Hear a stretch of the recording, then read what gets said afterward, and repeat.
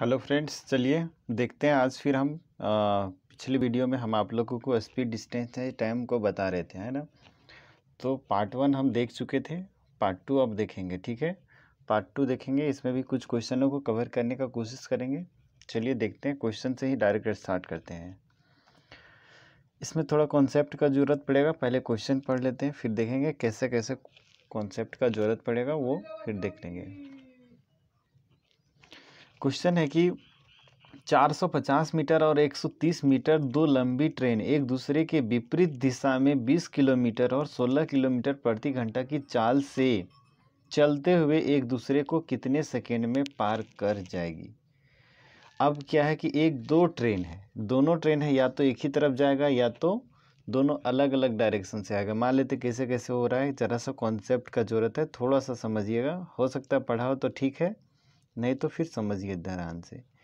एक ट्रेन इधर से जा रहा है, ठीक है, और एक ट्रेन मान लेते हैं इधर से इधर क्रॉस कर रहा है। दोनों एक दूसरे को क्रॉस कर रहा है। जब दोनों मतलब अपोजिट डायरेक्शन से आते रहेगा, एक इधर से इधर जा रहा है, एक इधर से इधर आ रहा है, तो इस वक्त क्या होता है, अगर हम लोगों को निकालना है टाइम की, मतलब एक दूसरे को कितने समय में पार कर जाएगा, तो वो निकालने के लिए कुल दूरी निकालना है। कुल दूरी बटा समय निकालना है, तब की बात कर रहे हैं। कुल दूरी बटा जो दोनों का चाल होगा, मतलब रिलेटिव चाल बोलते हैं, सापेक्षिक चाल बोला जाता है इसको हिंदी में, सापेक्षिक चाल। तो इसमें क्या क्या लिखेंगे ज़रा ध्यान से देखिएगा। कुल दूरी कहने का मतलब होता है दोनों ट्रेनों का जो दूरी होगा वो दोनों को जोड़ के लिखना है। जैसे T1 का लंबाई और T2 का लंबाई जोड़ करके लिखना है, ठीक है। और सापेक्षिक चाल कहने का मतलब होता है दोनों चाल को जोड़ करके लिखना है। T1 का चाल और T2 का चाल को जोड़ करके लिख देना है। मतलब स्पीड S1 लिख देते हैं, S1 और S2, ठीक है। दोनों स्पीड मतलब ट्रेन का स्पीड हो जाएगा, ठीक है। तो और एक और कॉन्सेप्ट को थोड़ा सा समझते हैं, अगर वो क्वेश्चन आता है उसी समय बताते हैं, ठीक है। तो चलिए इस क्वेश्चन को अगर हम बनाएंगे तो कैसे बनाएंगे। अब क्या है, इसमें हमारा दूरी कितना हो जाएगा, 450 मीटर और 130 मीटर दो लंबी ट्रेन है। तो यहाँ पे क्या हो जाएगा, कुल दूरी की जगह पे 450 और 130 को जोड़ देंगे। ये मीटर में है, ध्यान रखिएगा इस बात को। और दोनों का स्पीड कितना हो जाएगा, ये 20 किलोमीटर पर घंटा और ये 16 किलोमीटर प्रति घंटा। तो S1 और S2 दोनों को तो जोड़ देना है इसमें, ठीक है। तो 20 और 16 को जोड़ेंगे तो 36 किलोमीटर प्रति घंटा होगा। इसको चेंज कर देंगे तो 5/18 से इसको भाग देंगे, 18 दूनी 36। मतलब अगर मीटर प्रति सेकेंड में जाएंगे तो 10 मीटर प्रति सेकेंड आ जाएगा। ऐसे भी निकाल सकते हैं, पिछला वीडियो में हम बताए थे कि कैसे, मतलब 18 का टेबल में अगर आ जा रहा है डायरेक्ट, तो उसको 5 का टेबल में कैसे डायरेक्ट पढ़ के लिख देते थे, ठीक है। 18 दूना 36 था, तो 5 दूना 10। अब इसको जोड़ लेंगे, 5 और 3 8, 4 और 1 5, 1 0 बटा 10। ये कितना हो गया, 58 सेकेंड इसमें टाइम लगेगा एक दूसरे को क्रॉस करने में, ठीक है। चलिए फिर अगला क्वेश्चन हम बढ़ते हैं अगले क्वेश्चन की ओर। देखिए अगला क्वेश्चन है कि दो ट्रेन ए तथा बी क्रमशः 90 किलोमीटर तथा 54 किलोमीटर की चाल से चल रही है, ठीक है। ट्रेन ए ट्रेन बी में बैठे हुए एक यात्री को 8 सेकेंड में पार कर जाती है, तो ट्रेन ए की लंबाई ज्ञात कीजिए, ठीक है। इसमें लंबाई नहीं मालूम है, इसमें एक अलग कॉन्सेप्ट का ज़रूरत पड़ेगा, वो थोड़ा सा समझिएगा, ठीक है। पिछला क्वेश्चन में थोड़ा सा अलग था, इसमें थोड़ा सा अलग है। इसमें सापेक्षिक चाल केवल बदलेगा और कुछ नहीं बदलेगा, ठीक है। जैसे दो ट्रेन है और दोनों ट्रेन अगर एक ही दिशा में जा रहा है, ठीक है, तो इस केस में अगर एक दूसरे को पार कर रहा है, ट्रेन अगर एक दूसरे को पार कर रहा है, तो सापेक्षिक चाल घट जाएगा और ट्रेन का तो लंबाई इसमें भी जुड़ेगा ही। जैसे इसमें समय अगर निकालना है कि एक दूसरे को पार करने में कितना समय लगेगा, तो ये तो जुड़ेगा ही, T1 का लंबाई और T2 का लंबाई जुड़ेगा, लेकिन दोनों एक ही दिशा में जा रहा है, इस कारण से सापेक्षिक चाल जो होगा वो S2 - S1 होगा, है ना। S2 - S1 क्यों, क्योंकि एक दूसरे को कवर करना है उसमें। और S2 कहने का मतलब जो ज़्यादा वाला डिस्टेंस रहेगा, मतलब ज़्यादा स्पीड जो रहेगा S2 is greater than S1 रहेगा। ठीक है, बस इतना समझ लीजिए। जो ज़्यादा वाला स्पीड रहेगा वो S2, S1 छोटा वाला स्पीड, मतलब कम स्पीड जो रहेगा वो, तभी तो कवर कर पाएगा ना, नहीं तो फिर ये कभी उसको पार ही नहीं कर पाएगा अगर ज़्यादा स्पीड वाला को ले चले तो।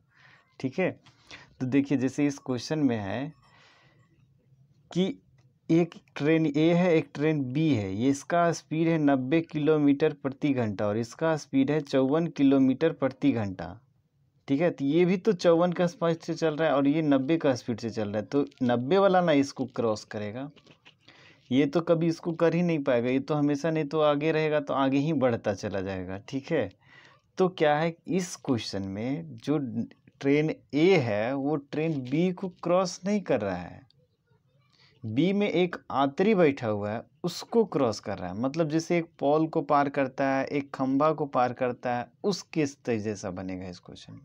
इसमें ट्रेन बी का लंबाई को एकदम जीरो मानना पड़ेगा, क्योंकि ट्रेन बी को क्रॉस नहीं कर रहा है, सिर्फ बी में बैठा हुआ एक आदमी को क्रॉस कर रहा है। ठीक है, तो देखिए यहाँ पे इस फॉर्मूला को लगा देंगे तो T1 का लंबाई तो कुछ नहीं मालूम है, तो टी ही रहने देते T1, और ये तो T2 का लंबाई 0 मान लेंगे। ठीक है, और S2 माइनस S1 मतलब 90 में से 54 को घटाएंगे, और ये इसको पार करने में कितना समय लग रहा है, 8 सेकेंड का समय लग रहा है।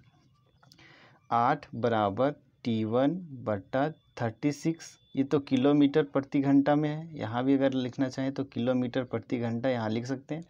अब एक चीज़ 36 किलोमीटर प्रति घंटा ये सेकेंड में है, तो मीटर प्रति सेकेंड होना चाहिए, तो इस वजह से क्या होगा, इसको चेंज करेंगे तो 18 दूनी 36, तो 5 दूनी 10, तो ये 10 हो जाएगा। आगे थोड़ा सा देखिए 8/T1/10, तिरछा गुना करेंगे तो T1 का मान कितना हो जाएगा, 10 8 80, 80 क्या निकल जाएगा, तो ये तो लंबाई हम लोग निकाल रहे थे, तो 80 मीटर निकलेगा। ठीक है, तो ट्रेन ए का लंबाई कितना निकल गया, 80 मीटर। ठीक है, चलिए अगले प्रश्न पे देखिए। तीसरा नंबर क्वेश्चन है कि दो ट्रेन जिसकी लंबाई क्रमशः 380 मीटर और 160 मीटर है तथा 75 किलोमीटर और 93 किलोमीटर की चाल से एक दूसरे को कितने सेकेंड में पार कर जाएगी, दोनों एक दूसरे को पार कर रहा है। ठीक है, यदि दोनों एक ही दिशा में जा रही हो, दोनों ट्रेन क्या कर रहा है, एक ही दिशा में जा रहा है, ये भी इधर ही जा रहा है और ये भी इधर ही जा रहा है,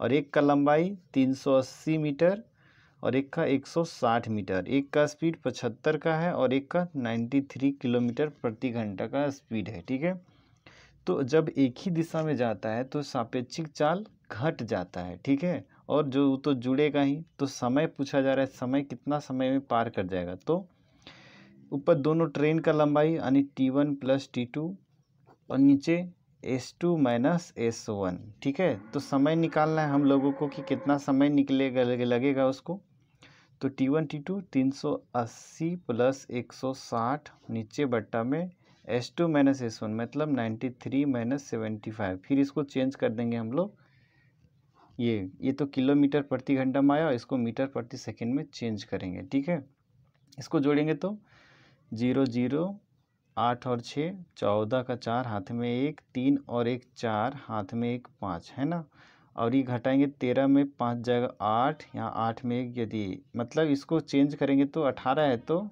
5/18 कर देंगे तो भी सही, नहीं तो 18 डायरेक्ट था तो 5 रख देते। अब क्या है 540/5 हो गया, 5 से काटेंगे 5 एकम 5 0 5 8 40 नहीं कटेगा, तो मतलब 108 सेकेंड का समय लगेगा। बात समझ पाए, इन दोनों ट्रेनों को पास करने में 108 सेकेंड का समय लगेगा। अगर मिनट में ऑप्शन दिया हुआ रहेगा तो वही 60 सेकेंड का 1 मिनट हो जाएगा, 60 और फिर 48 मतलब 1 मिनट 48 सेकेंड ऐसे लग जाएगा। ठीक है, चलिए फिर बढ़ते हैं अगले प्रश्न पे। क्वेश्चन नंबर 4 को है ना, क्वेश्चन नंबर 4 कहता है कि एक 150 मीटर लंबी ट्रेन विपरीत दिशा में 18 किलोमीटर प्रति घंटा की चाल से चल रहे व्यक्ति को 6 सेकेंड में पार कर जाती है, तो ट्रेन की गति किलोमीटर प्रति घंटा में ज्ञात कीजिए। ठीक है, जैसे ट्रेन इधर से जा रहा है तो वो व्यक्ति इधर से आ रहा है, तो जब दोनों अपोजिट डायरेक्शन से आएंगे तो क्या होगा, स्पीड तो जुड़ जाएगा। ठीक है, तो जुड़ जाएगा तो सीधा लगाइए, समय दिया हुआ है 6 सेकेंड का। आदमी का तो लंबाई 0 माना जाएगा। ठीक है, जो ट्रेन का लंबाई रहेगा बस वही लंबाई को पार करना रहेगा। तो 150 + 0 लिखें चाहे नहीं लिखें कोई फ़र्क नहीं पड़ता, ऐसे लिख देते हैं एक बार। अब क्या है, ट्रेन का तो लंबाई नहीं मालूम है तो इसको x मान लेंगे, और जो आदमी का लंबाई है थी चाल है, वो ट्रेन का चाल तो नहीं मालूम तो x मान लिए, और ये आदमी का जो चाल है उसको 18 मान लिए। तो ये दोनों लंबाई तो ये चाल तो जुड़ जाएगा ना, सॉरी चाल तो जुड़ जाएगा ना, क्योंकि दोनों अपोजिट डायरेक्शन से आ रहा था इसीलिए चाल जुड़ गया। नहीं तो अगर सेम डायरेक्शन में रहता तो घट जाता। इसलिए इसको फिर ये मीटर में है, ये सेकेंड में, तो इसको भी चेंज करना पड़ेगा, तो 5/18 करना पड़ेगा। ठीक है, अब देखिए इसको केवल सॉल्व कीजिए, x का मान निकलेगा 6 = 150, ये 18 ऊपर गया बटा x + 18 × 5, कुछ नहीं तो नीचे 1, 6 से काटे 6 × 18, 5 से काटे 5 × 15, इसको तिरछा गुना करेंगे तो x + 18 = 30 × 90, x = 90 - 18 = 72 किलोमीटर प्रति घंटा। ठीक है, चलिए फिर आगे क्वेश्चन। अगला क्वेश्चन है कि एक रेलगाड़ी दो ऐसे व्यक्तियों को क्रमशः 9 तथा 10 सेकंड में पूरी तरह पार कर लेती है जो उसी रेलगाड़ी की दिशा में 2 किलोमीटर प्रति घंटा और 4 किलोमीटर प्रति घंटा की गति से चल रहे हैं।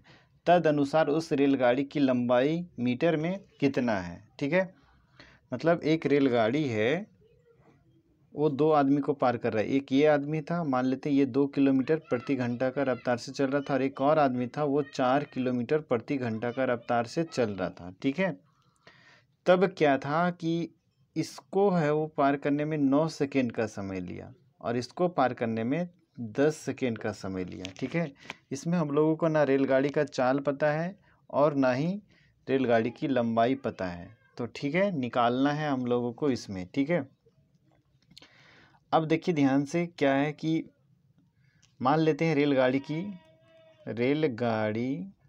की चाल बराबर x, तब रिलेटिव चाल कितना हो जाएगा। जब इसके केस में लिखेंगे तो x - 2 किलोमीटर प्रति घंटा, और इसके केस में लिखेंगे तो x - 4 किलोमीटर प्रति घंटा, क्योंकि दोनों एक ही डायरेक्शन में जा रहा है इसलिए घट रहा है। ठीक है, अब क्या है कि इस केस में हमारा क्या हो सकता है, बराबर दूरी दोनों को केस में बराबर हो सकता है।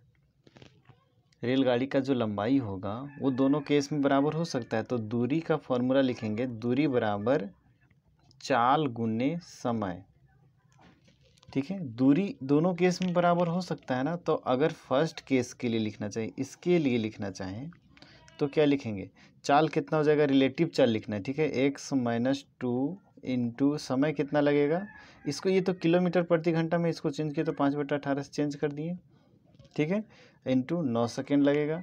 और एक और लिखेंगे, जब इसके लिए लिखेंगे तो दूरी दोनों केस में तो बराबर ही न रहेगा, चाल गुने समय, तो x - 4 × 5/18 × 10, मतलब ये दूरी और ये दूरी दोनों तो बराबर है, तो ये दोनों भी आपस में बराबर होंगे।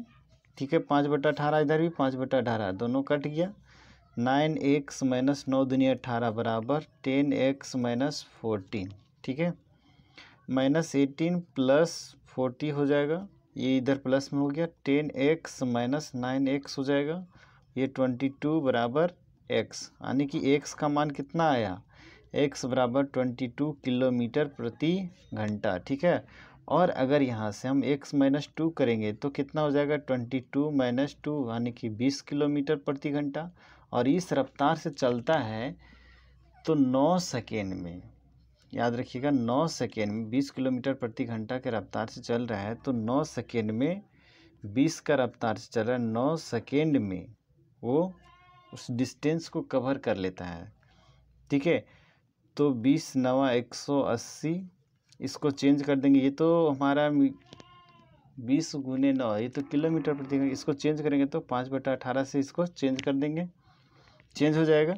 अगर यहीं पे चेंज कर लेंगे 5/18 से तो कोई दिक्कत नहीं है। ठीक है, लेकिन इधर कर दिए 18 दाहिए 180, मतलब 5 दाहिए 50 मीटर उस ट्रेन का लंबाई हो जाएगा। कोई दिक्कत?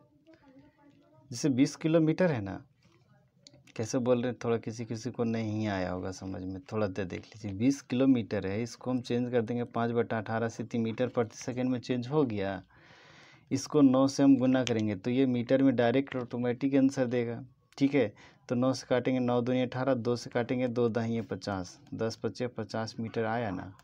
नहीं तो बहुत को यहाँ लग रहा होगा कैसे कैसे कर दिए, इसीलिए फिर से बता दिए इसको। ठीक है, कोशिश कीजिएगा। फिर बढ़ते हैं अगले प्रश्न में।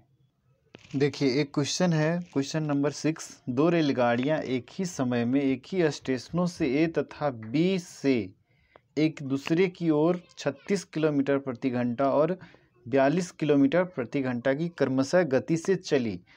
जब वह मिली तो पाया कि एक रेलगाड़ी जो थी वो दूसरे से 48 किलोमीटर अधिक चली थी। तो दोनों स्टेशनों के बीच की दूरी क्या होगी? ठीक है, देखिए इस क्वेश्चन में क्या है कि एक 2 स्टेशन है ए और बी, 2 ठो रेलगाड़ी भी है। ठीक है, एक रेलगाड़ी जो है वो 36 किलोमीटर प्रति घंटा की रफ्तार से इधर जा रही है और दूसरी जो है वो 42 किलोमीटर प्रति घंटा की रफ्तार से इधर जा रही है। और जब दोनों मान लेते इस जगह पे मिली तो एक जो थी वो दूसरे से 48 किलोमीटर ज़्यादा चल चुकी थी। तो ज़्यादा कौन चलेगा?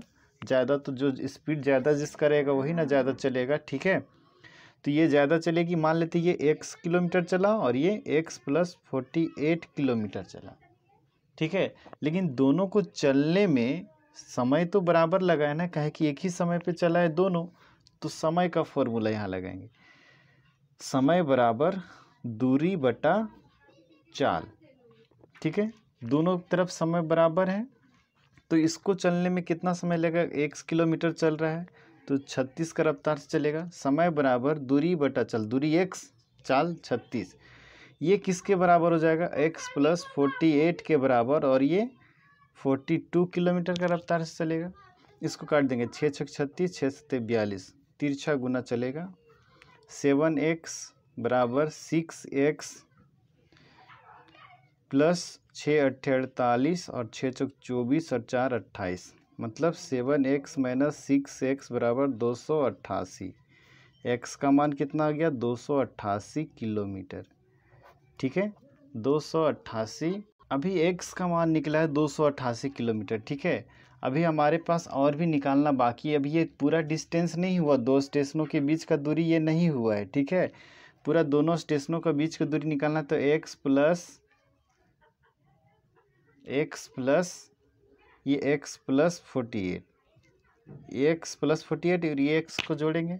ठीक है, तो ये 288 + 288 + 48, अब कितना हो जाएगा? 8 × 8 = 16, 8 × 3 = 24, हाथ में 2 रहा। ठीक है, 8 × 8 = 16, 16 और 4 = 20, 20 और 2 = 22। ठीक है, हाथ में कितना रहा? 2, फिर से 2 और 2 = 4 और 2 = 6, 624 किलोमीटर इसका आंसर होगा। ठीक है, एक और तरीका हम जो सोच रहे थे, बस कॉमन सेंस से सोच रहे थे। ठीक है, कॉमन सेंस, इसको ये भी नहीं करना है तो वो भी नहीं करेंगे, फिर भी बनेगा। कैसे? ज़रा देखिए, जैसे यहाँ भी क्वेश्चन दिया हुआ था ना कि ये 2 स्टेशन था, ए और बी स्टेशन है, 2 ट्रेन चल रहा है, एक 42 किलोमीटर प्रति घंटा का रफ्तार से चल रहा है और एक 36 किलोमीटर प्रति घंटा का रफ्तार। लेकिन बता दिया था कि एक जो था वो दूसरे से 48 किलोमीटर ज़्यादा चल रहा है। तो ये 48 किलोमीटर ज़्यादा चलने के लिए उसको कितने घंटे का टाइम चाहिए? ज़्यादा चलने के लिए तो 1 घंटा में कितना ज़्यादा चल रहा है वो देखिए, यहाँ पे 42 है, ये 36 है, 1 घंटा में 6 किलोमीटर ज़्यादा चलेगा। 48 चलना है तो 8 घंटा लगेगा 48 किलोमीटर चलने के लिए। तो ये इस रफ्तार से 8 घंटा चलेगा, ये इस रफ्तार से 8 घंटा चलेगा, दोनों को जोड़ देंगे, टोटल दोनों स्टेशनों के बीच की दूरी कितना है वो निकल जाएगा। जैसे 36 × 8 करेंगे और फिर 42 × 8 कर देंगे, बस दोनों को जोड़ देंगे, आंसर आ जाएगा। कुछ नहीं करेंगे, फॉर्मूला कुछ भी नहीं याद है, फिर भी कोई दिक्कत नहीं है। 8 × 6 = 48, 8 × 3 = 24 और 4 = 28, 8 दूनी 16, 8 चौक 32 और 1 33, 8 6 14, 8 3 11 और 1 12, 2 3 5 और 1 6, 624 किलोमीटर। सिंपल है या नहीं? देख लीजिए आराम से। ठीक है, चलिए देखते हैं फिर और एक क्वेश्चन को। क्वेश्चन अगला है कि दो ट्रेन दिल्ली से पटना के लिए क्रमशः 10 बजे और 10:30 बजे रवाना होती है। दो ट्रेन दिल्ली से पटना के लिए, याद रखिएगा दोनों दिल्ली से ही पटना के लिए जा रहा है।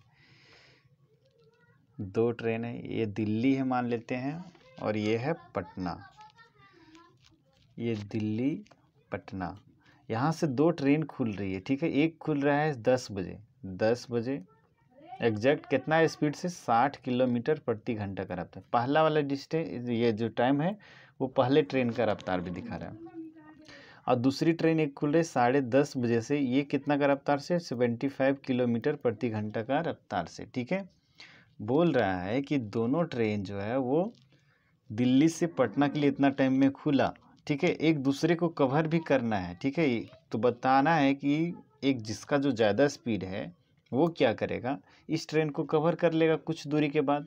लेकिन ये आधा घंटा पहले खुला हुआ, ये 10 बजे खुला, ये 10:30 में खुला, तो आधा घंटा तक ये कितना दूरी तय करेगा। तो ये आधा, 1 घंटा में 60 किलोमीटर तय करेगा, तो आधे घंटे में 30 किलोमीटर। ये 30 किलोमीटर तो ज़्यादा चल चुका, मान लेते यहाँ तक आ चुका है अब ये 30 किलोमीटर चल करके, ठीक है। तो क्या होगा, अब भी 30 किलोमीटर को इसको तो ज़्यादा कवर करना है, लेकिन इसका एक फॉर्मूला थोड़ा सा ध्यान में रखिएगा, ठीक है। क्या, लाइट थोड़ी चली गई,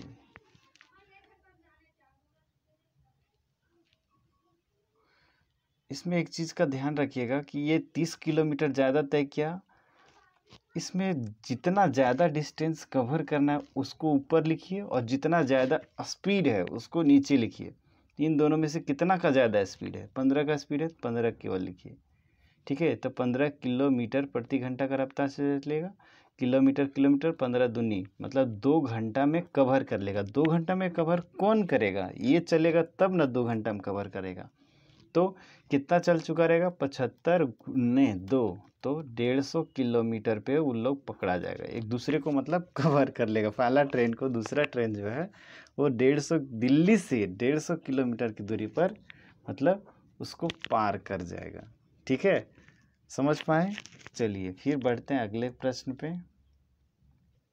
चलिए आज इस वीडियो को इतना ही दूर रहने देते हैं, ठीक है। फिर कवर करते हैं फिर अगले वीडियो में, ठीक है, क्योंकि ज़्यादा लंबा फिर होने वीडियो से दिक्कत होती है थोड़ी सी, ठीक है। चलिए छोटा छोटा वीडियो मिलेगा, आराम से देखते जाइए और अपने क्वेश्चन को और बनाते जाइए, ठीक है। फिर मिलते हैं अगले वीडियो में। वीडियो को लाइक और शेयर सब्सक्राइब करते जाइएगा। धन्यवाद।